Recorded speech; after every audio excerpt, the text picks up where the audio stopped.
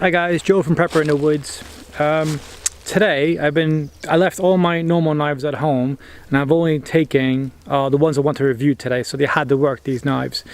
This one here I got off Blades and Bows and I only spent £9 on it, and to be honest it's a right knife. The handle feels really good. It's not a thick handle, but it has like a little section here so you can, you know, cut opposite.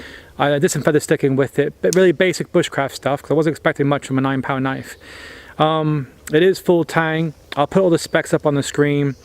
I did some feather sticking with it, like I said. You can split wood with it, you know, and for kindling and stuff. I was doing that as well, and it cut really well. Factory shop. I didn't sharpen it. Just took it out of the box, started using it, and I haven't had any issues with it yet. I'm gonna do some more tasks with it while I still got some light left. I don't want to stay here too late. I want to get back, but has a little hole there for your little lanyard. But good size for your palm. I like it. So I'm going to show you some bits I did with it today, and then you can let me know what you guys think. And I'll put links in the box below. Also, here is the sheath. Nothing fancy with the sheath. Does come with a little ferro rod there. A nice little wooden handle. I do like that. So, like I said, nothing fancy, but for £9, I didn't wear it on my belt.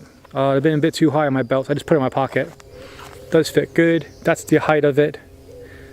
Thing. So I was reaching in, just using it as normal. So thanks guys for watching. I'll catch you next video. Bye.